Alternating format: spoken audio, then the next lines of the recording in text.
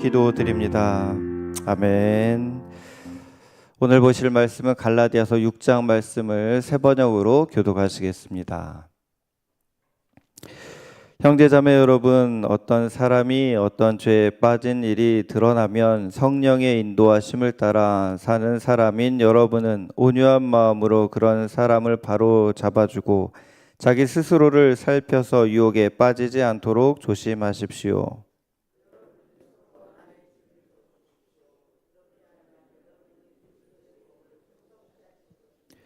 어떤 사람이 아무것도 아니면서 무엇이 된 것처럼 생각하면 그는 자기를 속이는 것입니다. 각 사람은 자기의 일을 살펴보십시오. 그러면 자기에게는 자랑거리가 있더라도 남에게까지 자랑할 것은 없을 것입니다.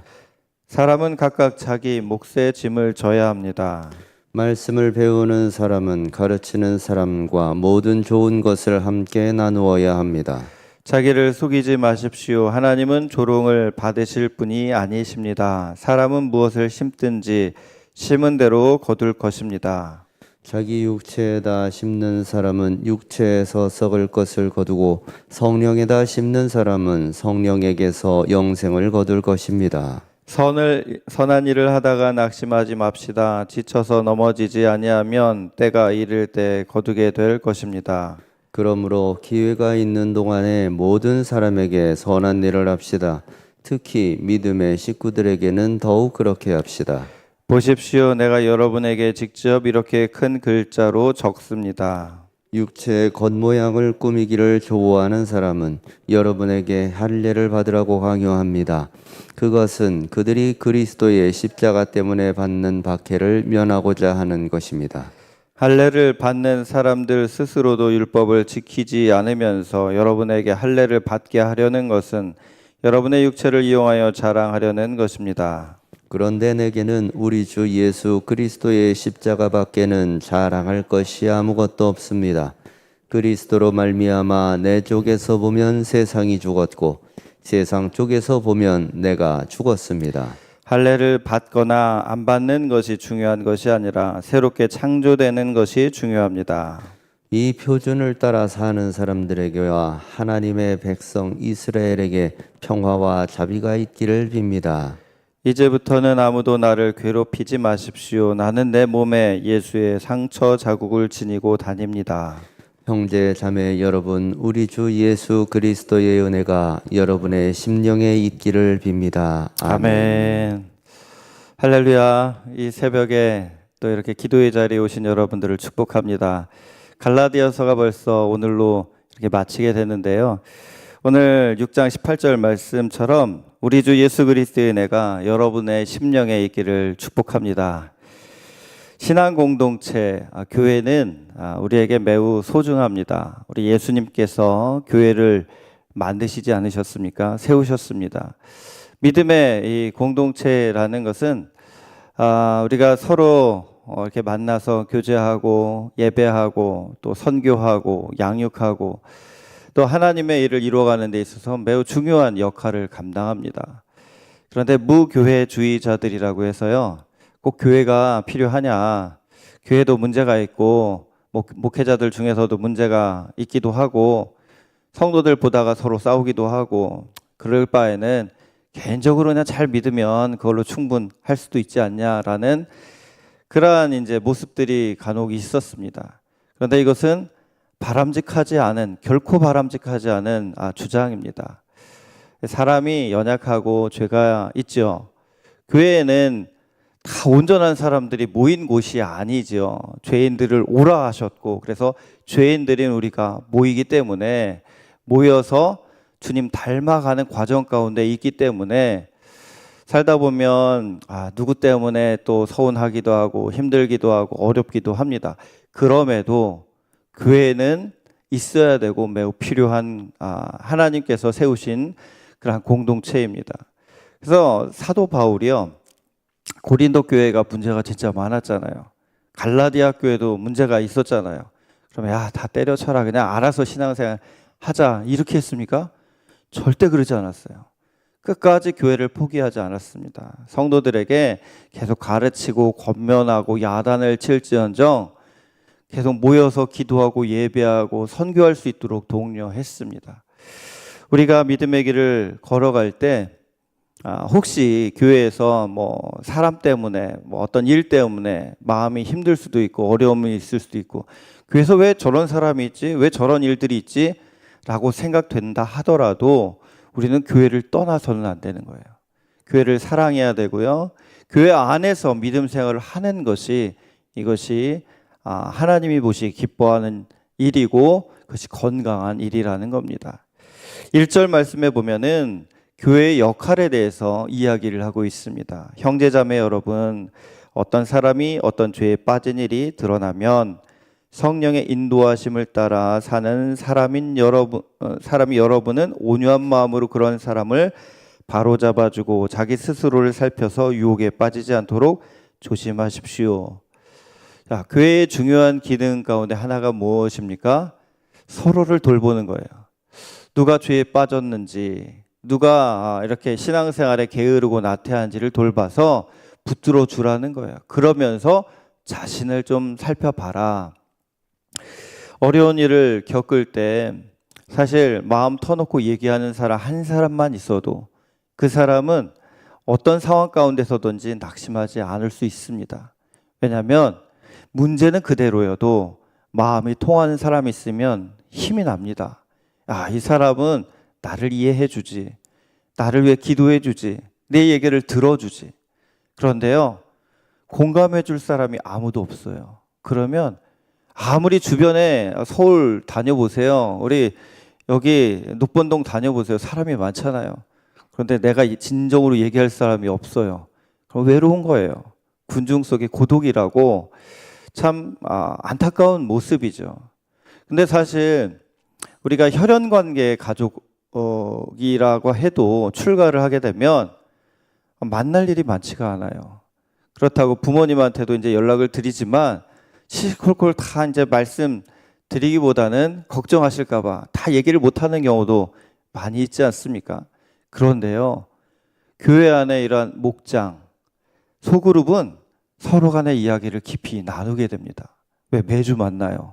매주 기도 제목과 또 말씀을 통해서 우리가 중요한 삶의 원리를 같이 이야기합니다. 그러다 보면 깊은 이야기를 나누게 되고 그렇게 매주 만남으로써 우리는 하나님의 은혜를 경험하게 되는 겁니다. 그래서 교회는 혈연의 가족보다도 오히려 더 가까운 진정한 가족의 모습을 보일 수 있는 곳이 바로 교회라는 겁니다. 그래서 우리는 서로 우리 만나는 이런 목장 공동체, 선교의 공동체 이런 어떤 만남의 관계 가운데 서로를 돌보는 일이 매우 중요합니다. 2절 말씀해 보시면 이렇게 얘기하고 있습니다. 여러분은 서로 남의 짐을 져 주십시오. 그렇게 하면 여러분이 그리스도의 법을 성취하실 것입니다. 서로 짐을 져주되 다른 사람의 짐도 져줄 수 있어야 된다. 이게 그리스도의 법을 성취하는 일이라고 말씀하고 있습니다. 우리가 받기만 하기 원하는 이 마음도 있어요. 어릴 때는 그래요. 어린 마음은 뭐든지 나 중심적일 수밖에 없어요. 내가 힘들면 바로 애기들 그러잖아요. 부족하면 바로 울고 떼쓰고 그러잖아요. 어른이면 참을 줄도 알아요. 그리고 오히려 나보다 어렵고 힘들면 도와주는 마음이 생깁니다. 그게 성숙함이죠. 교회에는 이렇게 성숙한 사람도 있고 약한 사람도 있어요. 그러면 믿음이 깊은 사람은 믿음이 연약한 사람을 돌봐주는 것, 이게 아름다운 모습이라는 겁니다. 교회 공동체에서 이렇게 서로 힘을 져주는 모습이 없다라고 하면 굉장히 교회는 은혜가 없는 거예요. 냉랭해집니다. 내가 그걸 왜 해? 난 안 해. 그래서 자꾸 안 하는 분들이 많아질수록 교회는 힘을 잃어가요. 근데 제가 하겠습니다. 저도 이렇게 할 수 있다면 돕겠습니다. 이러한 분들이 많아질수록 교회는 아주 흥이 있고 복이 있고 은혜가 흘러가는 겁니다. 여러분들은 지금 우리 양광교회 믿음의 공동체 가운데 어떤 역할들을 하고 계십니까? 몸으로 할 수 있는 일도 있고요. 우리가 기도로 마음으로 할 수 있는 일들도 있어요. 우리가 이렇게 새벽에 기도를 하는데요. 대부분은 이제 자신의 관련된 기도를 이제 많이 하게 되는데, 나의 이익과 상관없는 그런 분들에 대해서 기도할 수 있는 것, 이게 짐을 져주는 거거든요. 그래서 혹시 아픈 분들을 위해서 또 자라나는 다음 세대를 위해서, 선교지를 위해서, 나라와 민족을 위해서 우리의 기도의 지경을 계속 넓혀가는 것, 이게 하나님 나라를 이루어가는 성숙한 그리스도인들의 모습이라고 할 수가 있습니다. 그리고 몸으로 할 수 있는 일들 있으면 기회가 있을 때 해야 됩니다. 이따가도 말씀 나오겠지만, 여러분, 우리가 100세까지 산다고 하더라도 100세까지 지금의 건강을 그대로 유지할 수 있다는 보장이 없어요. 아무래도 힘들어지고 어려워지는 것이 사실이잖아요. 때가 있을 때 할 수 있는 것도 다 때가 있는 겁니다. 그래서 우리에게 주어진 이런 시간, 이게 내가 뭐든지 다 할 수 있다가 아니라, 할 수 있는 그 시기 가운데 하나님의 부르심에 끝까지 순종하시고 충성하시면서 그때만 얻을 수 있는 은혜를 하늘에 쌓아두는 지혜로운 그러한 인생으로 하나님의 그런 사랑을 더욱더 많이 받는 그런 복된 인생 되시기를 축복합니다. 6장 3절에는 이런 주의사항을 주고 있습니다. 이렇게 나와 있죠. 어떤 사람이 아무것도 아니면서 무엇이 된 것처럼 생각하면 그는 자기를 속이는 것입니다. 자, 남의 짐을 져주어요. 서로 도와줍니다. 여기서 생기게 되는 위험성이 하나 있어요. 도와주는 거 좋은 일이에요. 이건 마땅한 일입니다. 그런데 도와주고 나서 우월함을 느껴. 내가 뭔가 된 것처럼 생각해. 그러지 말라는 거예요. 이게 사역하는 열심을 내는 분들이 빠지기 쉬운 함정이라는 거예요. 교만. 난 이렇게 열심히 하는데 넌 뭐 하냐? 이런 거 있죠. 나는 뭐가 된 것처럼 막 갑자기 얘기를 해요. 되게 우월감이 막 충만해져요. 그거 위험한 일이다. 뭐 된 거 절대 아니거든. 그러니까 그 생각을 절대 하지 말아라. 이렇게 얘기하는 겁니다. 그러면서 자랑하는 것은 십자가 외에 자랑할 것이 없지. 너가 그렇게 행위를 했다고 해서 너가 의로워지는 것 절대 아니고, 너가 뭔가 남을 많이 도와준다고 해서 그렇다고 해서 내가 능력이 많아서 나니까 이렇게 하지, 이런 방구하지 말아라. 그거 교만이고 그거 하나님 기뻐하시는 일 아니다. 모든 것은 다 하나님께 영광을 돌려야지. 그렇게 할 수 있게 하신 하나님께 오히려 감사하고, 나 같은 자를 써주시니 이거 은혜입니다 라고 얘기하십시오 라고 얘기하는 거예요. 여러분, 우리가 무엇을 하더라도 하나님, 전 마땅히 할 거 한 거죠. 이 무익한 종, 이렇게 할 수 있는 거 하나님의 은혜죠 라고 고백하라고 바울은 권면하는 겁니다. 그러면서 6절부터는 중요한 신앙의 원리를 얘기하는데요. 그건 뭡니까? 심으십시오입니다. 심는 대로 거둔다는 거예요. 우리나라 속담에도 콩 심은 데 콩 나고 팥 심은 데 팥 나고, 이거 상식 아닙니까? 동서고금을 막론하고 심으면 거둔다. 이게 영적인 원리와도 똑같다는 거예요. 이게 자연의 법칙이 누가 만드셨어요? 하나님이 만드셨잖아요. 심으면 이게 당장에 뭐가 빵 하고 나오는 게 아니라, 인스턴트 식품처럼 나오는 게 아니라 기다려야 돼. 이게 자랄 때까지 기다리고 열매 맺을 때까지 기다리고, 막 풀 있으면 뜯어주기도 하고 돌봐줘야 돼. 그 기간, 농부의 심령처럼 그 애타게 땀 흘리고 애쓰는 것이 있을 때 거두는 게 있다는 거잖아요. 눈물을 흘리며 씨를 뿌리면 기쁨으로 단을 거두듯이, 우리가 무엇을 심을 때 그것은 거두게 된다. 그런데 거두게 되는 것이 영적인 것이고 거룩한 것이고 하나님이 기뻐하시는 것이어야 되지, 이 거두는 것이 육신의 정욕이 되어서는 결코 안 된다라는 거죠. 성령의 열매를 얘기하지 않았습니까? 성령의 열매를 거두기 위해서는 영적인 것을 우리가 삶 가운데 계속 심어야 돼요. 근데 첫 번째 심는 원칙이 6절에 나와 있습니다. 자, 말씀을 배우는 사람은 가르치는 사람과 모든 좋은 것을 함께 나눠야 됩니다. 자, 이것은 사실 교육자들에게 되게 위로가 되는 말씀이거든요. 말씀을 가르치는 사람, 이것은 우리 이제 영적인 리더들을 뜻하는 것이고, 이렇게 일하는 소에 망을 씌우지 말라는 것처럼 하나님의 일을 감당하는데 열심히 있는 그런 분들을 배려하고 사랑하고 잘 돌봐줘서 주의 사역에 힘쓸 수 있도록 하라라는 말씀인데, 잘 보세요. 이것이 율법이 되면 은혜가 없어요. 부모를 공경하라. 이게 분명히 10계명 중에 나와 있는 계명이잖아요. 그런데 이게 율법이 되면은요, 의무로 하는 게 되잖아요. 그냥 부모님이니까 그냥 싫어도 그냥 마지못해 해야 하지. 이러면 그런 대접을 받는 부모님의 마음이 어떻습니까? 하나도 안 기뻐요. 얘가 이것을 의무로 하는구나. 나를 사랑해서 하는 게 아니구나. 그럼 기쁨이 없잖아요. 성경의 말씀이요, 율법이지만 이게 율법으로 행하게 되면 바리새인이 되는 거예요. 외식이 되는 거예요. 마음은 전혀 없어. 하라고 하니까 그냥 하는 거야. 내가 이거 할 때 그냥 뭐 안 하면은 벌 받을 것 같고, 안 하면 이게 법에서 내가 어긋나니까, 그래서 이것을 한다라고 한다면 이것은요, 정말로 하나님을 기쁘시게 하는 삶이 될 수 없다라는 거예요. 율법을 따르는 가장 중요한 원리는 뭡니까? 사랑이에요, 사랑. 하나님이 우리에게 율법을 주셨을 때도 마찬가지로 사랑의 원리로 주신 거거든요. 그래서 부모님 사랑 이거 당연하지. 하나님 사랑 당연하지. 그러니까 주일날 예배 드리는 거고, 서로 사랑하는 거고, 말씀을 따르는 거지. 사랑의 원리로 순종하는 거지. 이렇게 안 하면 벌 받고 그러니까 이렇게 되면은 이거는 은혜가 없는 거잖아요. 여러분, 심는 것도 마찬가지예요. 뭐 어떤 기계적으로 투자 상품 여기다 투자하면 이게 거두니까, 그런 원리로 우리가 헌금하고 봉사하고 이러면 은혜가 없어요.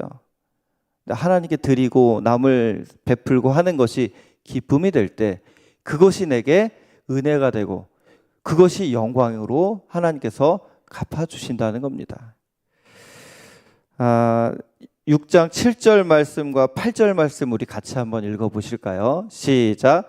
자기를 속이지 마십시오. 하나님은 조롱을 받으실 분이 아니십니다.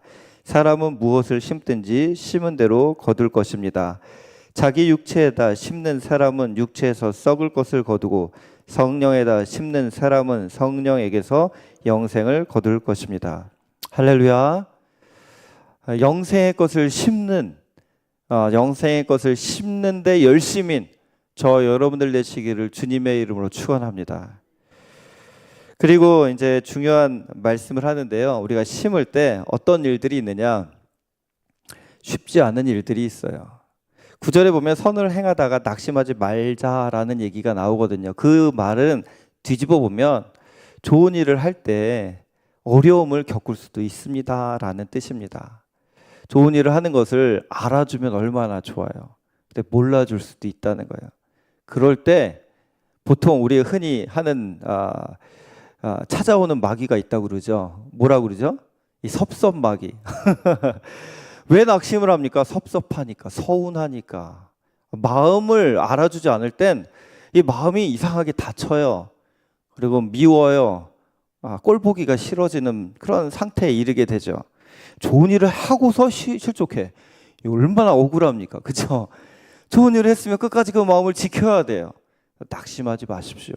주님이 보고 계시다는 것을 꼭 기억하십시오.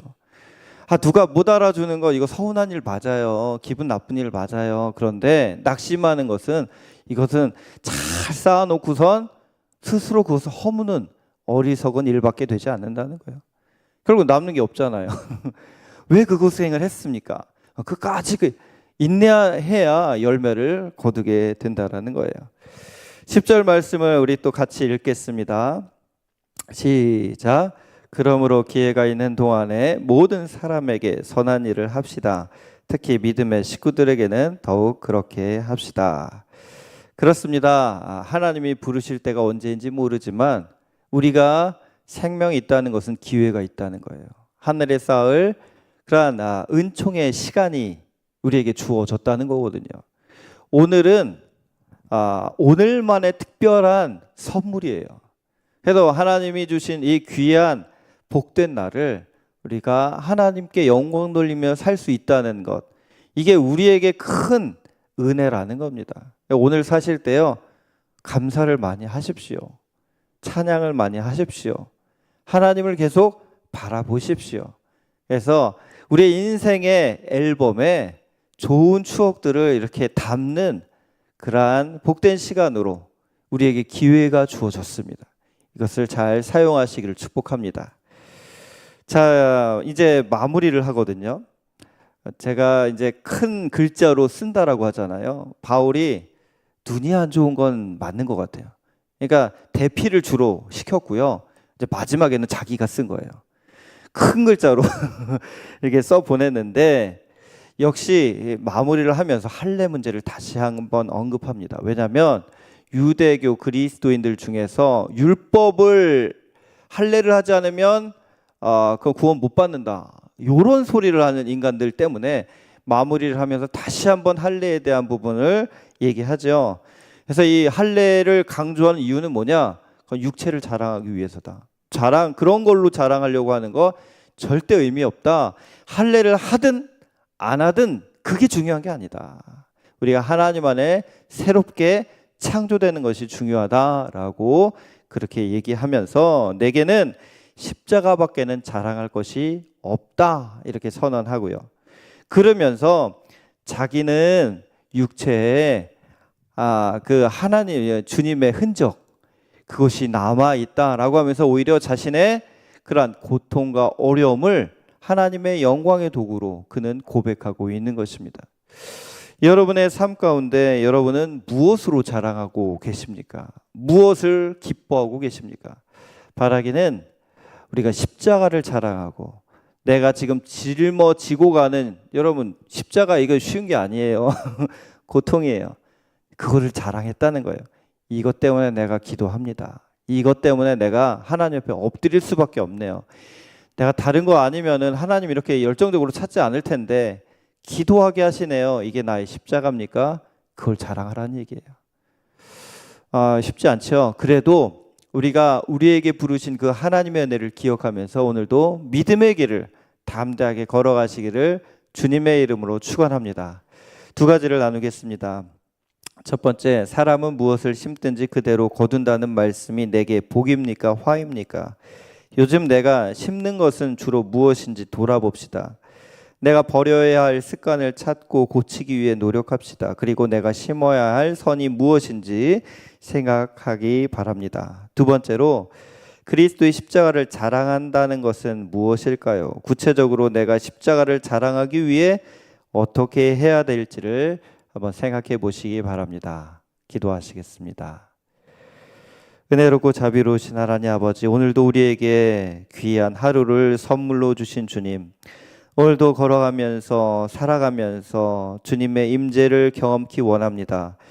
나의 나된 것은 오직 주님의 은혜라고 고백했던 바울처럼 하나님, 어떤 상황이든지 우리 입술에 하나님의 영광을 사모하며 주님을 사랑하는 고백, 감사하는 고백, 찬양하는 고백이 넘쳐 흐르게 하여 주옵소서. 무엇을 하든지 이 모든 것을 가능케 하신 것은 하나님의 능력임을 고백하게 하시고, 늘 겸손한 마음으로 내가 지고 가야 될 십자가를 자랑하며 주님의 인도하심을 바라보며 오늘도 주님의 뜻 가운데 승리하는 하루가 될 수 있도록 역사하여 주옵소서. 귀한 예물을 준비하여 올려드리며 소원을 품고 기도하는 심령에 하나님께서 마음에 평안 주시고 주님의 선하심을 경험하는 귀한 하루 될 수 있도록 복 내려 주옵소서. 예수님의 이름으로 기도드립니다. 아멘.